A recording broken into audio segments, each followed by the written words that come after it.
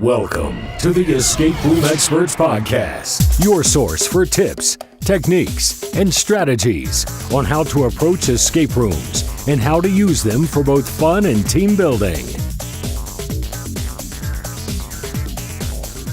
Okay, I am Sandy Keene. And I'm Tony Duckett. And we are the Escape Room Experts. And today, we are going to talk about the corporate side of escape rooms.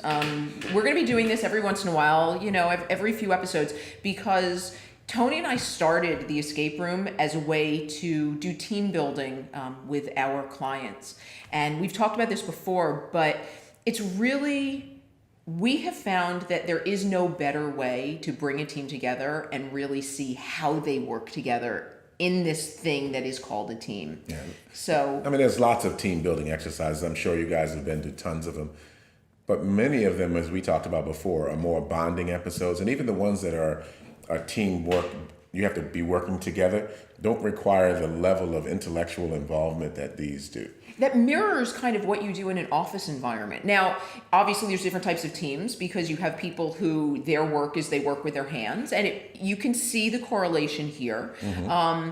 But in an office environment, what you're doing in an escape room can really, really correlate. So it sometimes these things, I've been into team buildings where we had to build like a ship out of cardboard. And I did tape. roller coasters recently out of like straws and ping pong balls. So you're working really hard together, but you know that those things fit together. Right. In corporations, you don't always know that what you do in the accounting department affects what you do in operations and vice versa. Yeah. So you don't know that there are interdependencies and there are synergies between all these departments that really matter. In an escape room, you could find something that seems inconsequential to you. A penny. And it could be really, really important to someone else on the other side of the room. So this is as close to a corporate, a micro world, if you will, that you can find. And that's why we gravitated to this. Yeah. Now, if you're using an escape room for team building, there's a couple of ways you can do it. You can take one department and have the department work together, or you can bring people from different departments who have to interact with one another and do that. I think today we're going to talk about more when you're within one department. Well, it works either way. Okay. I think it works either way. So one of the things that we talked about on one of our other podcasts was teamwork in general, and we talked about trust and the pursuit of excellence. Yes. And you have to have those two things, and it has to be part of the DNA of your team in order for you to be successful. All right, everybody has to know that everyone expects you to do your job and do it well so that I can do mine, and we can pull all these things together and it will lead us to the success. So that's part A, is making sure you have trust and excellence. But you use a phrase called cooperation. But we haven't gotten there yet. Okay. So everybody talks about team, and when you think about a team, you always think about competition. Mm-hmm. That's the first thing. You're competing against other people. And there are a couple of ways to compete. Being an old beat-up athlete, I'm going to tell you a couple of ways. When it's my team against another team, then what I want to do is win. Yes. At all costs. If you have a sore hand, I'm going to hit your hand. If your ankle hurts, I'm going to run you around until they take you out of the game. I am so not playing any sport with you unless I'm on your team. I'm just letting you know that. But that's raw competition where I win and you lose. That doesn't work in an office environment. Really doesn't. And it doesn't work in any type of business environment, because if you are part of a business, although some businesses do this, yeah. right?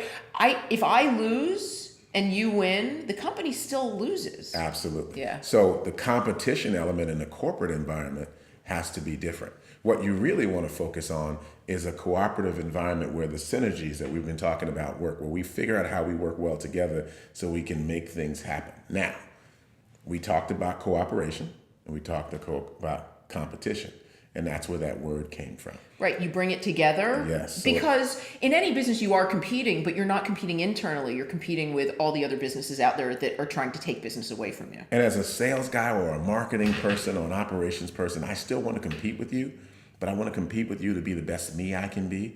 And if I do that, then I'll drive you to be the best you can be as well. So we lift our team. Right. So that's where co-opetition comes from. It's okay to compete, but don't compete to beat the other person. For instance, there's this concept in business called best practices. Yeah. If we're really competing with each other and I find the silver nugget, I'm not going to share that with you. Right, but that doesn't work for your business. It doesn't work for your business. So now if we share it, now it's a function of who executes the best. And how do I find out, well, I did 20 this week and you did 22. How do I beat you the next time? So it's really about making you the best Sandy you can be while I can be the best Tony, and then the company rises. And my clients, I see this all the time, right? And I see it oftentimes in the warehouse with different clients where, you've got one guy who says, my goal for today is 20. And he goes, well, if you're going to hit 20, if you can hit 20, I can hit 21. Well, if you're going to hit 21, then I'm going to make my goal 22. And I think that's what you're talking about. Absolutely. Is it's a healthy competition that is, even if one person's going to say, hey, you did the best today, everybody is working towards doing better and better and better. Absolutely. So how do we apply this to the escape room?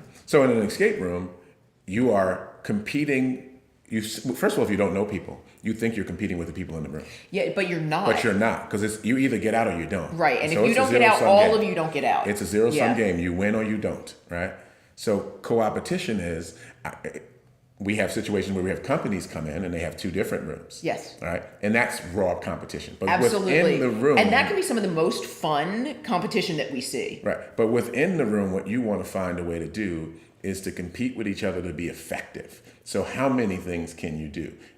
Can you find 3 locks? Can you get 3 locks instead of 2? Can you find ways to do more things in your room than someone else did, but without stopping them from being successful? And sometimes in a corporate environment, especially small companies, you've got to wear multiple hats. So in that room, you may have to wear multiple hats. So the competition becomes, how creative can I be? Yeah. How informative can I be? How communicative can I be? How much help can I provide to the rest of the room? And it's competitive because you want to know, at the end of the day, we want to ask who is the leader in the room, and you want to look at each other like, who is it? And it's because of how much you contributed to the room. But I think one of the key things that you just said is how much help can you give to the other people in the room? So when you're in an escape room, I'll just take me because I can't talk for anybody else. I go into an escape room and I want to be able to solve everything, right? And I know I can't solve everything. I know that I need other people, which is a key part of it. I know that I need other people to do it, in part because there's so much to do that one person can't solve it, but also because that's part of the experience, is doing it with somebody else. But I love when I can find something or I do something and I can help somebody else achieve what it is they were doing. Yes. I feel the same way in a business environment. So co-opetition implies the word help. Yeah. It implies that you're helping each other. You're helping everyone on the team. So again, it's a rising concept, but you can only do so much work in any room or any business yourself. There's an economy of scale. There's a point where you stop being effective. But if you get two people, I used to use this example, a really muscular guy who needs to clean boxes out of a garage can only carry 2 or 3 boxes at a time. But if you get 5 people in there who are not as strong as him, they can move more things. Right. So finding ways to delegate and assign tasks and share information is all part of this concept of co-opetition. It's not one-to-one. It's all of us against the world. But within that group, we're pushing each other to be the best people we can be. One of my favorite aspects of teamwork is when the challenge increases, the need for teamwork becomes more important. Because when things are easy, you can do it on your own. You can do it as individuals. But as things get harder and harder and harder, you actually get so much more strength from pulling people together into a team. In an escape room, typically in the beginning, you can start doing things. Oftentimes there's things that will help you get going, but it gets harder as you get to the end. Yes. And there's fewer things to do as you get to the end. So instead of people being all scattered to the wind and doing different things, all of a sudden you may have 8-10 people all focused on one thing. How does co-opetition work with that? In that situation, one of the things we talked about earlier is active listening. Is allowing everyone to have an opinion and listening to it and see how it applies to what you're doing, kind of sharing those thoughts, sifting through to find out which ones have the most merit. And it may be 2 of them that you need to pull together to get to the best idea and how to move forward. So co-opetition talks about listening. It's communication, because communication is bi-directional. It's not just talking. Right. It's being able to hear someone as well. So it starts there. The trust is involved. It's the pursuit of excellence. And I'm going to say this again. It's taking that team. It's an old concept that a hand that is spread apart like this can slap you. but it's not nearly as strong as when you pull them all together. And that's kind of where you Again, I want to be on your team no matter what it is we're doing. and that's what co-opetition is everybody in the room is searching for information. As we find things, our fist closes, right? And now we've got one thing we've got to focus on, but we've got to make sure that everyone who contributed to making that fist strong, their voice is heard, because you don't know where the real answer is going to come from. And we see that so often, that you have people who are really soft-spoken as they're walking around the room, but when you bring them together, Yes. their voice becomes one of the loudest voices in the rooms, because they're actually seeing things and they've paid so much attention to things that people who were so focused on being loud and being the best, Yes. they missed things. And so those quiet people become really an intrinsic part of the team at that point. So one of the best parts of a leader is being able to understand that you hired people who are smart. Yeah, And hopefully. remembering to poll everyone. Just because you are the loudest or the most charismatic person in the room doesn't mean you know what you're talking about. Yeah. I have been the loudest in the room and the most charismatic and had no clue what I was talking about. But he sells it well. I do sell it. Yeah. Now, realistically, we need to make sure that everybody in that room who is a contributor has the opportunity to continue to contribute, because as I said before, we don't know where the answer is going to come from. Absolutely. And sometimes it comes from the meekest person in the room. And- More often than not. Yeah, and that happens in business as well. And it doesn't really matter where in business you are, but making sure that everybody gets a voice and that everybody is part of that cooperation, right? And that healthy competition that brings it all together Yes. is what makes you the most successful. Because if you hire the right people, everybody has a value to the team. Even the people who are quiet or shy, or the people who are super loud and obnoxious, everybody brings the value. And I'll tell you this, I've always thought that when people talk about competition in business, they really thought about co-opetition. I just thought the word didn't necessarily explain all of the facts. I thought that they left out the concept of cooperation. So when I did this some 20 some odd years ago and came up with this concept, I thought it made sense to create a word that made that brought the two of them together. Who knows, maybe one day they'll make it a real word. Maybe. And competition is a good thing. It is. Because competition drives you. You know, people come to an escape room because they want to get out. They're competing, but they're not competing with each other, they're competing with the clock. Yes. You know, that's the only thing that you're competing against in an escape room. And even in business, there are times when you're competing against a deadline, right? And it's how do you get it together? You're competing against other businesses. And sometimes you are competing against other teams within your organization. The question is, how do you make it so it's not divisive? Exactly. Divisiveness is the challenge. A company is a team. Yep. So each of those departments really all factor into the success of the business. Don't lose sight of that.